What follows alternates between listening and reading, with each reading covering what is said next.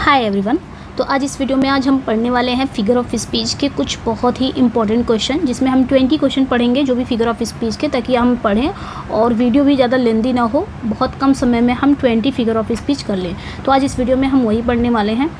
और उसके पहले ये छोटी सी इन्फॉर्मेशन है कि हमारा प्रैक्टिस बैच चल रहा है, ठीक है, जो आपको ओनली 269 में ही मिलने वाला है। इसमें आपको टोटल 50 प्रैक्टिस मिलेगी और ग्रामर प्लस लिटरेचर, ठीक है, लिटरेचर प्लस ग्रामर, और 125 क्वेश्चन की ये मतलब 125 क्वेश्चन का ये फुल टेस्ट होगा, और जिसमें अभी तक हमने 26 प्रैक्टिस सेट कर लिए हैं, ठीक है। अगर आप जुड़ना चाहते हैं इस बैच में, जुड़ना चाहते हैं तो इस नंबर पे आप व्हाट्सअप कर सकते हैं, ठीक है, और आपको जोड़ दिया जाएगा। ओनली 269 में ही है। और बाकी ये पीडीएफ है पीजीटी वालों के लिए, ये आपके प्रैक्टिस है, ये तीनों ही प्रैक्टिस है जो टीजीटी के लिए बहुत इंपॉर्टेंट है।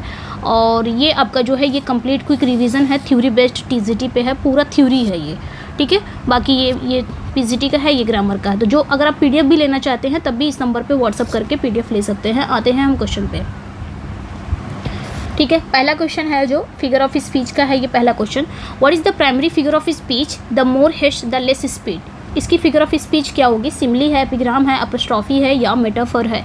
कौन सी फिगर ऑफ स्पीच होगी ये बताना है, ठीक है। सो राइट आंसर यहाँ पे क्या हो जाएगा आपका, जो सिमली है कि एपिग्राम है या एपोस्ट्रॉफी है। यहाँ पे जो राइट आंसर हो जाएगा, देखिए जो राइट आंसर हो जाएगा वो आपका एपिग्राम हो जाएगा।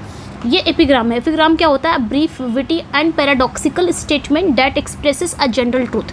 ये बहुत छोटी होती है, विटी होती है, और एक पैराडॉक्सिकल स्टेटमेंट होता है, यानी कि कॉन्ट्राडिक्ट होता है, जो कि एक जनरल ट्रूथ के बारे में बताती है, दैट इज़ कॉल्ड एपिग्राम, ठीक है। This line is classic example इसी का है। और आगे क्या कह रहा है? अगर पैराडॉक्स क्या होता है? पैराडॉक्स अगर रहे तो it can also be seen as paradox because it present a seemingly self contradictory statement that contains a deeper truth. वो भी करता है, ठीक है, वो भी क्या करता है? सेल्फ कॉन्ट्राडिक्टरी स्टेटमेंट उसका भी रहता है, पैराडॉक्स का भी, जो आपको ना पहली नज़र में ना इम्पॉसिबल लगेगा। पैराडॉक्स को कैसे पहचानोगे? पहली नज़र में ही आप अगर उस स्टेटमेंट को देख रहे हो ना, पहली नज़र में आपको ना वो इम्पॉसिबल लगेगा, लेकिन एक डीपर ट्रूथ बताएगा। जैसे कि the child is the father of man. आपने देखा कहीं बच्चा कहीं फादर ऑफ मैन होता है या मैन का फादर होता है? ये कहीं ना कहीं आपको इम्पॉसिबल लग रहा है, लेकिन अगर उसका डीपर ट्रूथ देखेंगे तो आपको मिल जाएगा। तो वो होता है पैराडॉक्स। और एपिग्राम बहुत छोटी होती है लेकिन विटी होती है, ठीक है, विटी होती है। पैराडॉक्सिकल स्टेटमेंट होता है तो वो होता है आपका एपिग्राम। ये चीज़ याद रखना है, ठीक है, जो विरोधाभास करता है, ठीक है। जैसे यहाँ पे बताया कि in the more haste the less speed, यानी कि ज़्यादा जल्दी करने पर काम में गति नहीं बल्कि रुकावट आती है। आते हैं हम क्वेश्चन पे, नेक्स्ट वन पे आएंगे। द लाइन है I must be taught my duty and by you. ये किसका एग्जाम्पल है? पर्सोनिफिकेशन का है या फिर आयरनी का है या फिर आपका ऑक्सीमोरोन है या फिर लिटोटस है? ये है क्या, ये पूछा जा रहा है। I must be taught my duty and by you, ये किसका एग्जाम्पल है? तो इसमें क्या ना, यहाँ पे जो स्पीकर है ना वो इस बात पर तंज कस रहा है कि जिसे सीखने की ज़रूरत है वो स्वयं सिखाने वाला है, ठीक है। जिसे सीखने की ज़रूरत है वो स्वयं सिखाने वाले। क्या कह रहा है कि I must be taught my duty and by you. तो वहाँ पे यही बात हो रही है, जो स्पीकर है वो इस बात पे तंज कर रहा है कि जिसे सीखने की ज़रूरत है वो स्वयं सिखाने वाला है। दैट मीन्स ये आयरनी है, ठीक है, आयरनी ही है ये याद रखना है। जो कि व्यंग, बात कुछ और कह रहा है लेकिन उसकी मीनिंग कुछ अलग है, बात बोल रहा है कुछ और लेकिन अलग ही उसकी मीनिंग निकलती है, ये आपका आयरनी हो गया, आयरनी, ठीक है। The speaker is expressing contempt या फिर indignation by stating the opposite of what they mean, ठीक है। सो राइट आंसर यहाँ पे आपका आयरनी इस करेक्ट हो जाएगा, यानी कि सरकाज़्म, एक टाइप का सरकाज़्म। नेक्स्ट पे आएंगे, यहाँ पे बताना है plead sleep my cause and make her soft like D. इसमें बताना है कि कौन सी आपकी फिगर ऑफ स्पीच है, मेटाफर है, एंटीथेसिस है, एपोस्ट्रॉफी है या क्लाइमेक्स है। इसमें बताना है कि कौन सी आपकी फिगर ऑफ स्पीच है। यहाँ पे देखिए plead sleep my clause and make her soft like D. यहाँ पे जो एक एड्रेस हो रहा है, एक एड्रेस दिया जा रहा है, ठीक है। एड्रेस किसे दिया जा रहा है? जो पर्सोनिफिकेशन होता है, सॉरी एपोस्ट्रॉफी है यहाँ पे राइट आंसर हो जाएगा। एपोस्ट्रॉफी क्या होता है कि एक अब्स्ट्रैक्ट आइडियाज़ को एड्रेस किया जाता है डायरेक्टली, यानी कि कोई नॉन लिविंग चीज़ को उसको डायरेक्ट, या कोई डेड पर्सन है या कोई नॉन लिविंग चीज़ है उसको क्या किया जाता है? डायरेक्ट एड्रेस किया जाता है, उसे ही कहा जाता है एपोस्ट्रॉफी। यहाँ पे स्लीप स्लीप एक नॉन लिविंग चीज़ है, इसे क्या किया गया है, सीधा एड्रेस करके, डायरेक्ट एड्रेस करके बात की जाती है। ठीक है, कोई डेड पर्सन को भी, जैसे कि आप देख सकते हो मिल्टन वर्ड्सवर्थ की जो पोएम है लंदन 1802, तो मिल्टन दाऊ, वहाँ पे उन्होंने ऐसे स्टार्ट किया है ना, मिल्टन दाऊ। तो ये जो मिल्टन दाऊ वाली लाइन है ना, ये भी एपोस्ट्रोफी है, क्योंकि उन्होंने मिल्टन को डायरेक्ट एड्रेस किया है, जो कि मिल्टन है नहीं उनके सामने, एक डेड पर्सन है, उनको डायरेक्ट एड्रेस किया है, तो ये होता है एपोस्ट्रोफी। और यहाँ पे स्लीप को ना व्यक्ति की तरह एड्रेस किया गया है, जैसे वो सुन सकता हो, तो यहाँ पे आपका एपोस्ट्रोफी हो जाएगा, जो डायरेक्ट एड्रेस किया जाता है। ठीक है, ये याद रखना है। ठीक है, ये याद रखना है। यानी कि एपोस्ट्रोफी क्या होता है, एब्स्ट्रैक्ट आइडिया, जैसे यहाँ पे देखेंगे स्लीप को एड्रेस किया जा रहा है directly as if it were a person, मानो ये कोई पर्सन हो, capable of understanding and acting, जो समझ अंडरस्टैंड कर रहा हो, जो समझ रहा हो। और अगर ये पर्सोनिफिकेशन का भी एग्जांपल हो सकता है, अगर ऑप्शन में पर्सोनिफिकेशन होता, बट है नहीं, तो हम एपोस्ट्रोफी की तरफ जाएंगे। पर्सोनिफिकेशन का भी एग्जांपल हो सकता है अगर हम इसे sleep is given humble ability to plead, अगर एज ए ह्यूमन देखा जाए तो। खैर, यहाँ पे एपोस्ट्रोफी है। नेक्स्ट पे आएंगे, which figure of speech is used in charity suffereth long and is kind, कौन सी फिगर ऑफ स्पीच है इसमें, ये बताना है। ठीक है, charity suffereth long and is kind, तो यहाँ पे जो राइट आंसर हो जाएगा आपका, जो करेक्ट हो जाएगा, पर्सोनिफिकेशन, क्योंकि यहाँ पे देखिए चैरिटी है, चैरिटी को ना, चैरिटी एक अब्स्ट्रैक्ट आइडियाज़ है, उसको ना मानवीय गुण दिया गया है, ऐसा लग रहा है ये कोई मानव है, और इसको क्या बताया गया कि सफ़र लॉन्ग, काफ़ी लंबे समय से ये बहुत सफ़र कर रहा है, ये दयालु है, मानो चैरिटी कोई ह्यूमन है, ह्यूमन की बात कर रहा है, तो ये आपका क्या हो जाएगा, आपका पर्सोनिफिकेशन। ठीक है, याद रखना है, पर्सोनिफिकेशन वही होता है, the abstract quality of charity is given attribute to suffer या टू बी काइंड, मतलब वो सफ़र कर रहा है, वो दयालु है, मानो चैरिटी कोई पर्सन हो, कोई इंसान हो। ठीक है, तो ये पर्सोनिफिकेशन हो गया।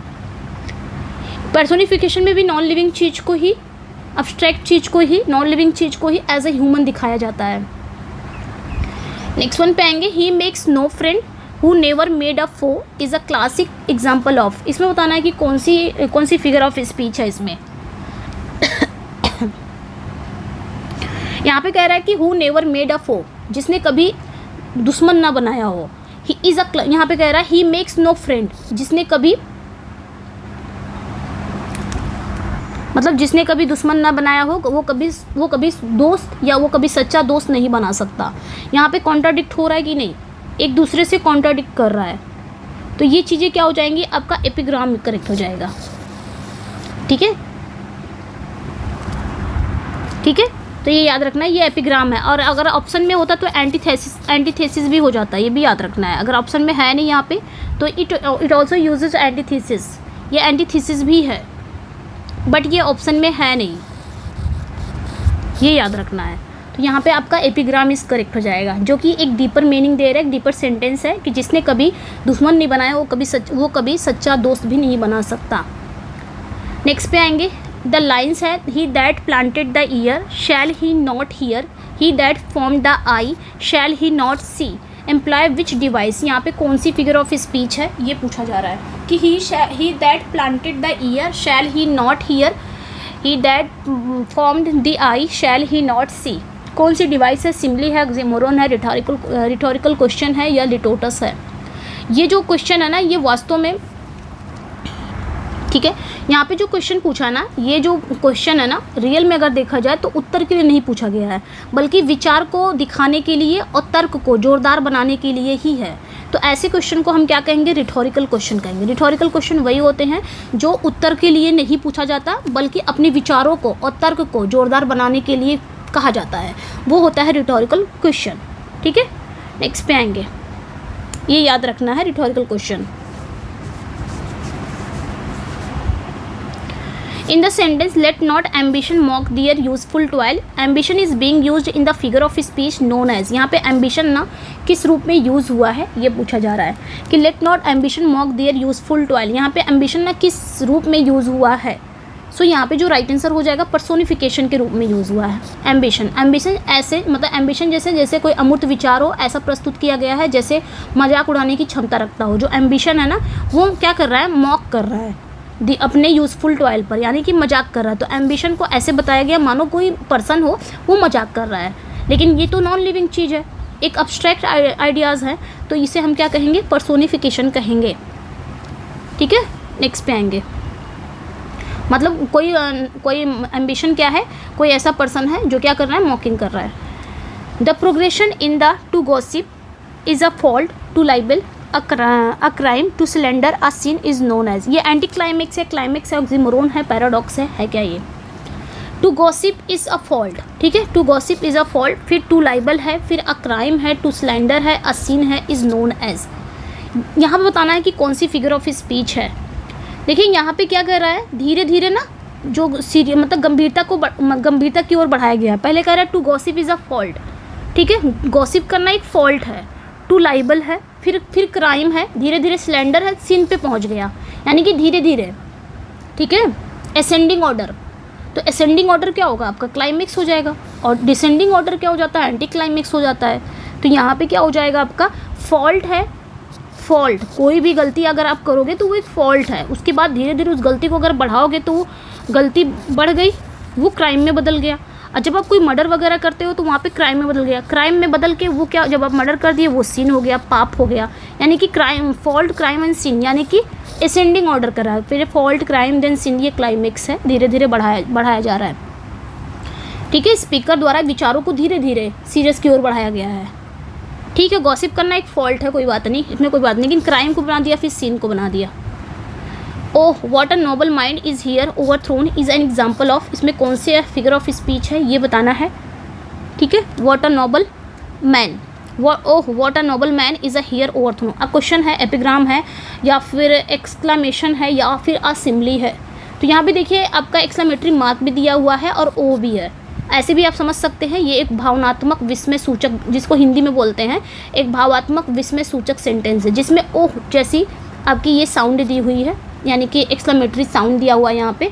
ठीक है, इसका यूज़ हुआ, तो ये आपका एक्सक्लामेशन हो जाएगा।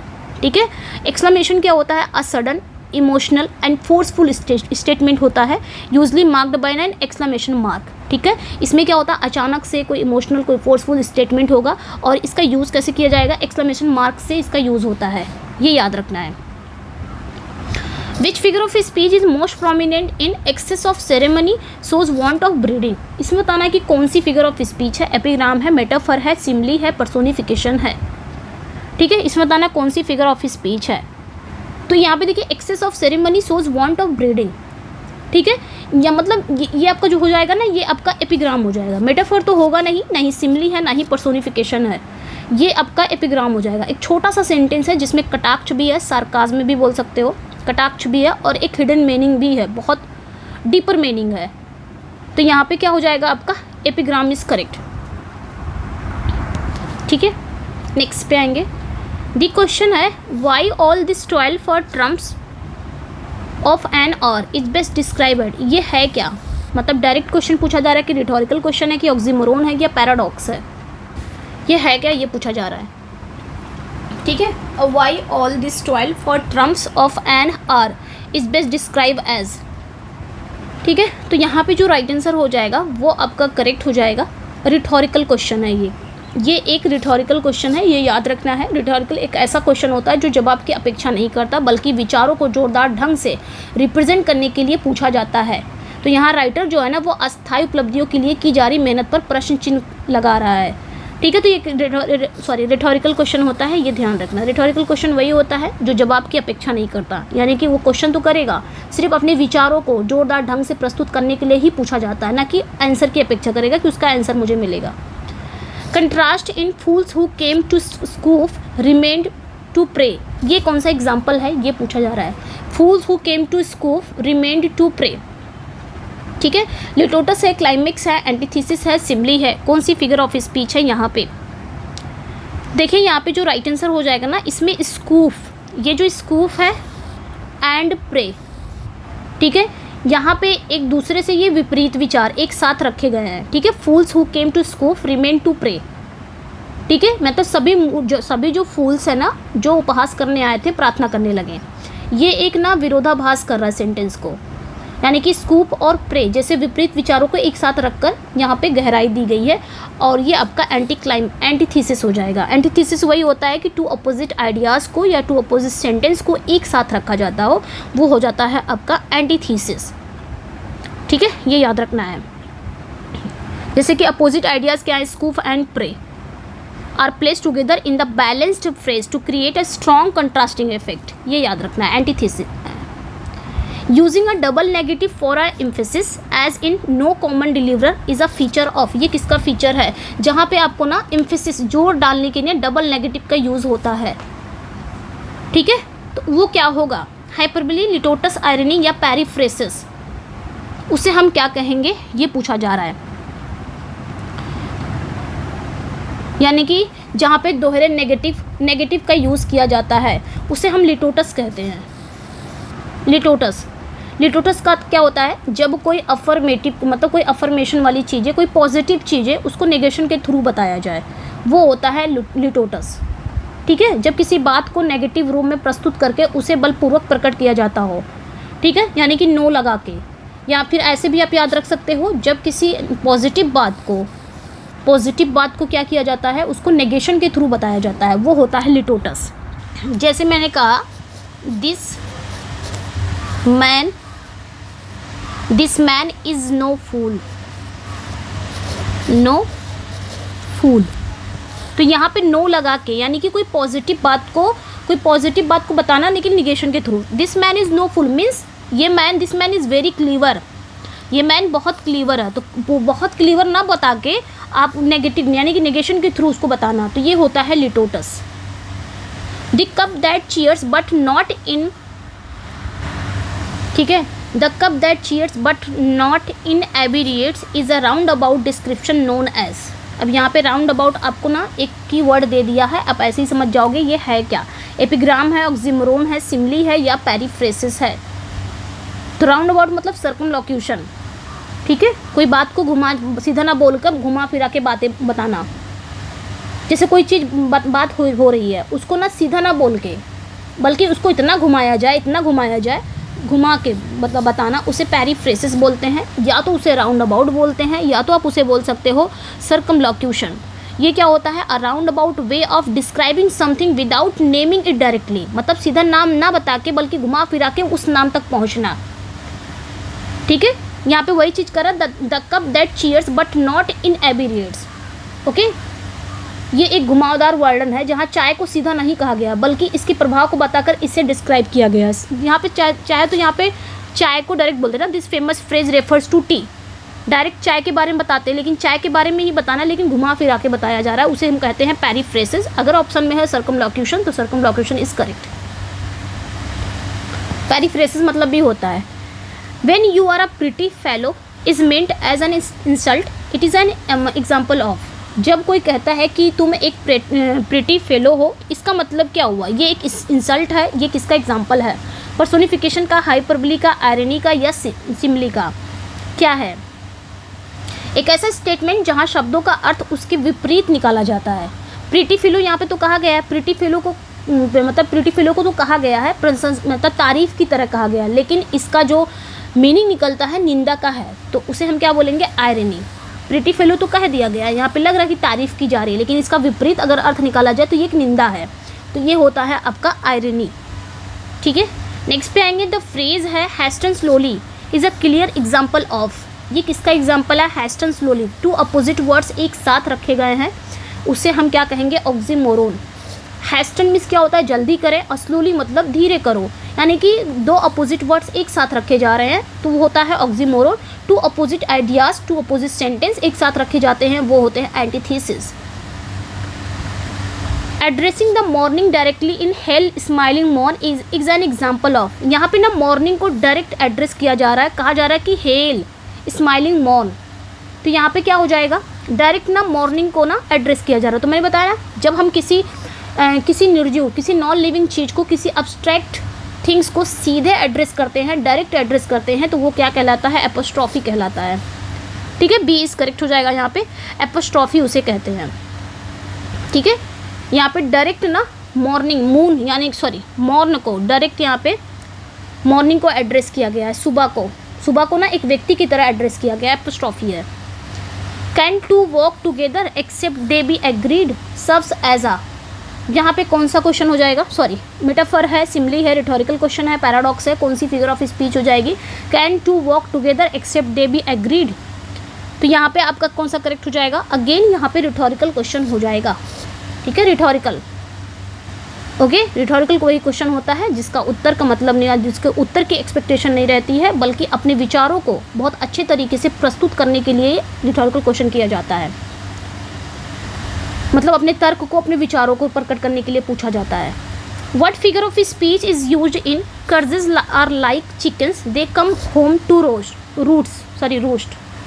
यहाँ पे बताना है कौन सी फिगर ऑफ स्पीच है, कौन सी फिगर ऑफ स्पीच यहाँ पे यूज़ हुई है, ये बताना है।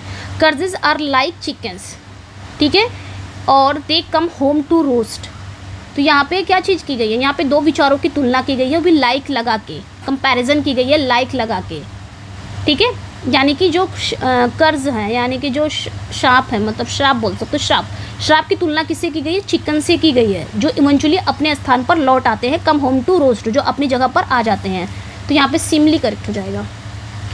नेक्स्ट पे आएंगे, लास्ट क्वेश्चन है, द लाइन है 1000 years are as started when it is past uses which figure of speech for its main comparison. 1000 years are as started when it is past. यहाँ हजारों वर्षों की यहाँ पे क्या हुआ है, ठीक है, यहाँ पे हजारों वर्षों की तुलना ना बीते हुए कल से की गई है, और यहाँ पे भी कंपैरिजन की जा रही है। तो कौन सी फिगर ऑफ स्पीच हो जाएगी, अगेन सिमली है ये। देखिए एज लगा के हजारों वर्षों की तुलना किससे की गई है, स्टर्डे से की गई है, ठीक है, बीते हुए कल से की गई है। तो यहाँ पे आपका सिमली करेक्ट हो जाएगा। कैसा लगा, अपना फीडबैक ज़रूर दीजिएगा। इतना ही था, मैंने और भी लेना सोचा लेकिन नहीं, थोड़ा थोड़ा हम पढ़ेंगे और कम कम समय में पढ़ेंगे। कैसा लगा, अपना फीडबैक ज़रूर दीजिएगा। मिलते हैं नेक्स्ट वीडियो में। और हाँ, जिसको ना वो प्रैक्टिस बैच में जुड़ना है या जिसको वो पेड PDF लेनी है, तो इस नंबर पर व्हाट्सअप कर सकता है। ओके, इस नंबर पे व्हाट्सअप करके आप ले सकते हैं। और ये जो आपकी ये जो फिगर ऑफ स्पीच का आपको PDF चाहिए तो आप टेलीग्राम पे जुड़ जाइएगा, टेली पे जुड़ जाइएगा, एंड व्हाट्सअप ग्रुप भी है हमारा, उस व्हाट्सअप पे ग्रुप पे भी जुड़ जाइएगा, जहाँ पे डिस्कशन वगैरह होता रहता है, ठीक है, क्वेश्चन के थ्रू। एंड ये दोनों पे जुड़ने के लिए ना डिस्क्रिप्शन में लिंक है दोनों का, आप वहाँ से जाके जुड़ जाइएगा। ओके, कैसा लगा, अपना फीडबैक ज़रूर दीजिएगा। मिलते हैं नेक्स्ट वीडियो में। Thank you for watching, bye bye.